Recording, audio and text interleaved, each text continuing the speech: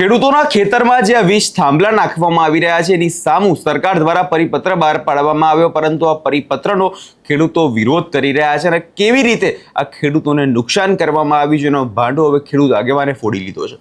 શું સમગ્ર મામલો તેના વિશે વિગતે ચર્ચા કરીશું। નમસ્કાર, આપ જોઈ રહ્યા છો નિર્ભય। ગુજરાતભરની અંદર જોવા જઈએ તો ખેડૂતો અત્યારે વિરોધ પ્રદર્શનો કરી રહ્યા છે અને તેમાં ખાસ કરીને જેતપરની અંદર ખેડૂતો 19 દિવસથી જે વિરોધ કરતા હતા અને આ જ મુદ્દે ગઈકાલે રાત્રે એક સભાનું આયોજન કરવામાં આવ્યું હતું। એ સભાની અંદર કેવી રીતે જે ખેડૂત છે તેના ખેતરની અંદર જે વીજ થાંભલાઓ નાખવામાં આવી રહ્યા છે એ બાદ સરકાર પરિપત્ર પણ બહાર પાડે છે, પરંતુ આ પરિપત્ર બહાર પાડ્યા બાદ પણ ખેડૂતોને નુકસાન થવાનું છે એ વાત તો ચોક્કસપણે લાગી રહી છે। સૌ પહેલા એક ખેડૂતને સાંભળી લઈએ કે તેમનું આ વિષયમાં શું કહેવું છે। જે જગ્યા રોકશે બરોબર એ નવા પરિપત્ર પ્રમાણે સરકારે કે બજાર કિંમતના ડબલ રૂપિયા 200% એટલે ડબલ આપવાના થશે, પણ થાંભલાનું માપ તમે અહીંયા અમારે જેતપુરમાં જે લાઈન આવે ને 410 ચોરસ મીટર થી લઈને 856 વાળા બે જ છે, મેજોરિટી 410 અને 493 ચોરસ મીટર એના જ હોય છે, એટલે ઈ માપ હાવ નાનું છે। એના સરકાર આપને બજાર કિંમતના ડબલ આપે બરોબર। બાકીના વચ્ચેના જે 3 ખેતર છે અહીંયા થાંભલો નથી આવતો, ખાલી તાર આવે બરોબર। અને આ 5 ખેતરમાં થાંભલો ને તાર આવે કે ખાલી તાર આવે, બજાર કિંમત થઈ જાય અડધી ખેતરની। પેલા તો ખેતર લે જ નહીં બરોબર, લે ને તો અડધી કિંમત ખોવાની। હવે આપણે ઉદાહરણ આપીને સમજી કે ભાઈ જેતપર ગામના 5 ખેતર હે અને જેતપર ગામની આપણા કૃષિ મંત્રી સાહેબે 30 લાખ વેલ્યુએશન કાઢેલી કે ધારો કે જેતપરની 30 લાખ વેલ્યુએશન હોય તો આપણે 30 લાખ જ લઈ વીઘે, જાજી નથી લેતા, જાજી હે તોય બરોબર। એટલે વીઘે 30 લાખ રૂપિયા આપણે કિંમત નક્કી કરી બરોબર। દરેક 5 ખેતરની વીઘે 30 લાખ રૂપિયા કિંમત છે, લાઈન ટુ લાઈન ખેતર છે। એટલે હવે આ ખેતર છે ને જે આજે ખાલી તાર વાળા બીજું, ત્રીજું અને ચોથું ખેતર, એ બીજું ખેતર છે 30 વીઘાનું છે, આ ત્રીજું ખેતર એ 10 વીઘાનું છે અને આ ચોથું ખેતર 20 વીઘાનું છે। આપણે થાંભલા વાળા છેલ્લા 2 ખેતર લેતા નથી। આ 3 તાર વાળા ખેતર મેં તમને વીઘા કીધા બરોબર, 30 વીઘા, આ 10 વીઘા અને 20 વીઘા। હવે અત્યારે જેતપરની બજાર કિંમત 30 લાખ હોય બરોબર, તાર આવે એટલે એની કિંમત અડધી થઈ જાય, એટલે વીઘે 15 લાખની નુકસાની, 30 વીઘા 15 લાખ રૂપિયાની નુકસાની, એટલે 4.5 કરોડની નુકસાની આજની તારીખમાં હો। આ પ્રોજેક્ટ 25 વર્ષ રહેવાનો સમજી લેજો, ત્યારે 25 વર્ષ પછી આની 30 લાખની વીઘે કિંમત હોય 3 કરોડે પહોંચે, એટલે 25 વર્ષ પછી ખેતર વેચવું હોય તો કેવડી નુકસાની ભોગવવાની। અત્યારે હાલની તારીખમાં આપણે વીઘે 15 લાખની નુકસાની ભોગવી એટલે 4.5 કરોડ રૂપિયાની નુકસાની 30 વીઘાના ખેતર વાળાને ભોગવવી પડે, 10 વીઘા વાળા ખેતર વાળાને 1.5 કરોડની નુકસાની ભોગવવી પડે અને 20 વીઘા વાળા ખેતરને 3 કરોડની નુકસાની ભોગવવી પડે। અને નવા પરિપત્ર પ્રમાણે સરકાર આપને શું કહે કે બજાર કિંમતના 30% ઈ પણ આખા ખેતરના નહીં બરોબર, કેટલા તો કે જ્યાં પટ્ટો નીકળે, જે જગ્યા રોકે એટલા ક્ષેત્રફળના ના, આપણે તો વીઘે 15 લાખ 30 વીઘામાં ભોગવવાની, એટલે આ પટ્ટાનું ક્ષેત્રફળ આજે 30 વીઘાનું ખેતર છે એમાં કોરિડોર ROW 6 વીઘા કપાસ છે બરોબર, ધારો કે આપણે 6 વીઘા કપાય, પછી આ 10 વીઘાનું છે એમાં 1 વીઘા કપાસ છે આ પટ્ટો આટલો, અને આ 20 વીઘાના ખેતરમાં 4 વીઘાનો કપાસ છે કોરિડોર। તો સરકાર આપણે જે 6 વીઘા કપાસ થાય છે બરોબર, એના માટે 30 લાખ રૂપિયા વીઘાની બજાર કિંમત છે, એના 30% એટલે વીઘે 9 લાખ રૂપિયા લેખે આ પટ્ટો જેટલો હોય, આ 6 વીઘાનો પટ્ટો છે તો 6 ગુણ્યા 9 લાખ એટલે 54 લાખ રૂપિયાનું વળતર આપે। નુકસાની 4.5 કરોડની સરકાર દે 54 લાખ નવા પરિપત્ર પ્રમાણે। એવી જ રીતે આ બીજું ખેતર 10 વીઘાનું છે, એમાં 1 વીઘો ROW માં જાય, કોરિડોરમાં જાય તો 9 લાખ રૂપિયા, બજાર કિંમત 30 લાખના 30% એટલે 9 લાખ રૂપિયા 1 વીઘો, 1 ગુણ્યા 9 એટલે આના 9 લાખ મળે, નુકસાની 1.5 કરોડની, વળતર 9 લાખ। અને ત્રીજું ઉદાહરણ છે આપણે આ કોરિડોર 4 વીઘા જગ્યા રોકે છે બરોબર, એના વીઘે 9 લાખ રૂપિયા તમને સરકાર નવા પરિપત્ર પ્રમાણે આપે. 9 × 4 એટલે 36 લાખ. નવા પરિપત્ર પ્રમાણે સરકાર 36 લાખ દે, નુકસાની 3 કરોડ. આ સરકાર દેવા માંગે છે નવા પરિપત્ર પ્રમાણે, અને ખેડૂતોને નુકસાની અઢળક છે. બરોબર, એટલે અને બીજી વસ્તુ કે ટાવરની જે જગ્યા 410 હોય કે 493 ચોરસ મીટર હોય ને, ટાવર નીચે તો રિસ્ક હે, અહીંયા ખેતી નીચે થાય જ નહીં. એટલે કાયદેસર ગણીને તો કે જમીન સંપાદન થતું હોય ને, એમાં બજાર કિંમતના 4 ગણા દેવાના હોય. એટલે ટાવરના એરિયામાં તો 4% દેવા જ પડે સરકારને, ફરજિયાત દેવા પડે. એની નીચે વાવણી કઈ કરાય જ નહીં, કેમ કે રિસ્ક છે. અને આ લાઈન નીકળે ને એટલે 25 વર્ષનું જોખમ. આ તો હજી મેં તમને નુકસાની જે બજાર કિંમત ઘટી જાય છે ને, ઈ જ એક્સપ્લેન કર્યું છે. જે બજાર કિંમતમાં જેટલો ઘટાડો આવે ને, ઈ જ એક્સપ્લેન કર્યું છે. હજી જીવનું જોખમ એની કિંમત કોણ ચૂકવશે 25 વર્ષ સુધી? કાલ સવારે ભવિષ્યમાં કઈક થયું, અમારા પશુ હોય, ખેડૂતોના માણસો સવારથી અહીં કામ કરે, 25 વર્ષ ભોગવવાનું. એટલે પહેલી પ્રાયોરિટી તો ખેડૂતની જોવી જોઈએ કે ખરાબો હોય, કચ્છનું નાનું રણ હોય, જ્યાં નથી માણસોની અવર એવામાંથી લાઈન કાઢો તમે ભાઈ. બરોબર, અને નથી ઓપ્શન ને કાઢવું એ તો જેટલું હકીકતમાં નુકસાન થાય એટલું ચૂકવે ને એવો પરિપત્ર બનાવો ને, તો આ સરકાર ખેડૂત હિતેચ્છી છે એવું સાબિત થાય. નકર કંપની હિતેચ્છી છે એવું પુરવાર થાય છે. એટલે આ રીતનું, અને બીજા પરિપત્રમાં ઘણા છે એવા.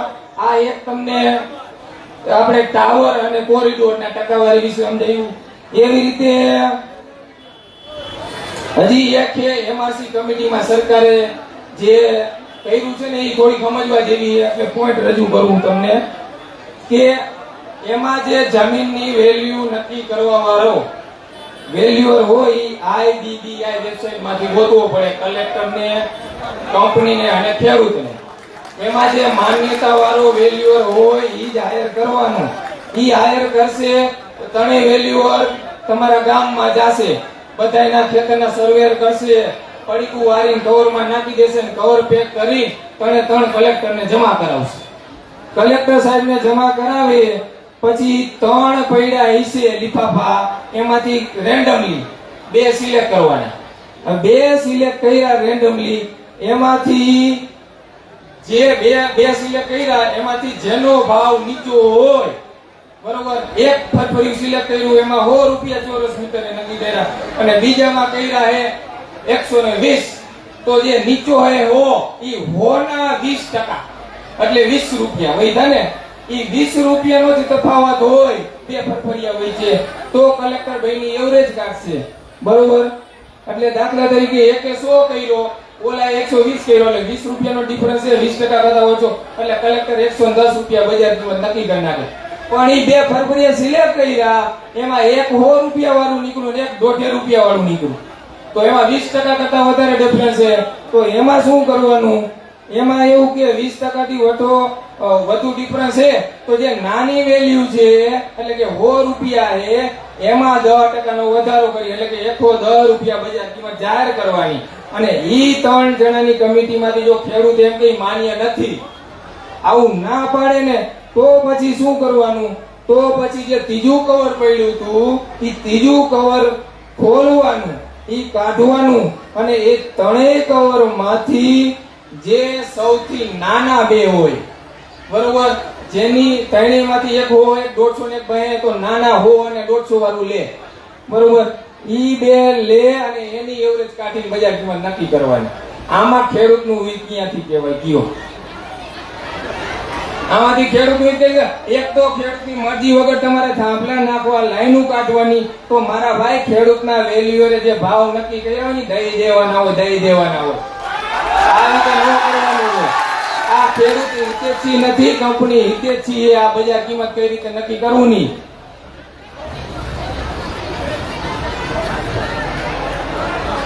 અને બીજું એક ખાસ છે, બરોબર, ઈ પણ એક ધ્યાનમાં આવ્યું છે. પરિપત્ર પાછળ તમે વાંચો ને, એમાં પરિશિષ્ટ અ અને બ જોડેલા છે. એમાં કંપની તમને વળતર દીધા પહેલા ખેડૂતોની લેખિતમાં બાંધેદારી લઈ લે, અને લેખિતમાં બાંધેદારી લઈ લે ને, પછી એમાં તમારે સુધારો કરવો પડે. એ લેખિત બાંધેધરી એમાં વાંચજો, બરોબર. એમાં એવું એડ કરવું પડે કે આ વળતર અમે સ્વીકારી, ખેડૂતની મરજી હોય વાંધા સાથે પણ સ્વીકારી શકે, બરોબર. અહીંયા લખવું પડે.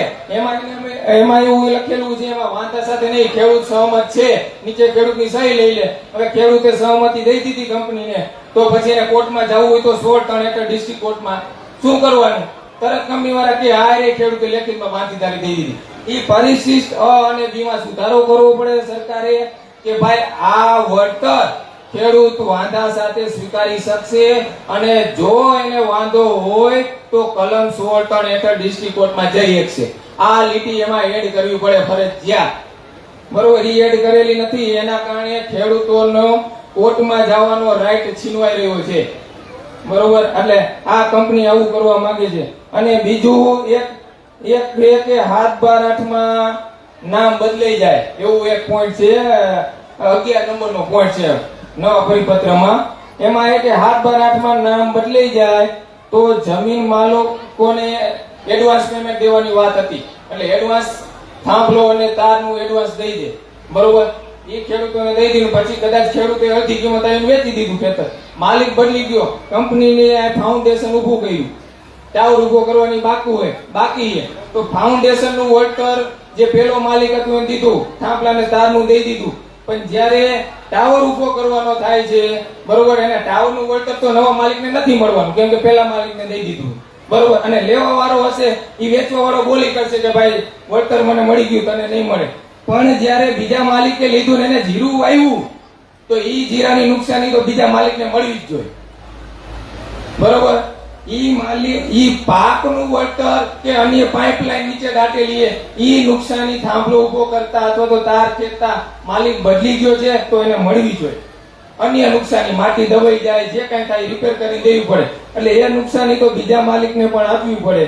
અને 14 નંબરના પોઈન્ટમાં એવું લખેલું હોય કે પાક અને ઝાડ કે વૃક્ષોનું વળતર એક જ વાર દેવાનું. તો શું કંપની અમારે જીરું 4 મહિનાની સીઝન હે, 120 દિવસની, 120 દિવસ અંદર જ કંપની ફાઉન્ડેશન કરી લેશે, થાંભલો ઉપર કરી લેશે, તારે ખેંચી લેશે, તો એક પાકનું શક્ય બને.